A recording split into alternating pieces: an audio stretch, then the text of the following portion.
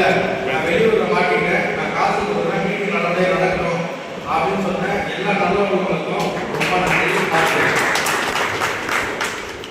இது மாதிரி மேலும் மேலும் நம்ம சங்கம் வந்து வளர்ச்சி பாதையை நோக்கி போயிட்டே தான் இருக்கும்.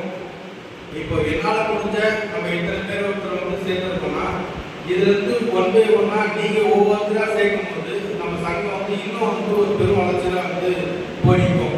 இன்னைக்கு வந்து நம்ம ஏரியா சைடில் இப்போ எனக்கு ஒரு போஸ்டிங் கொடுத்துருக்காங்க.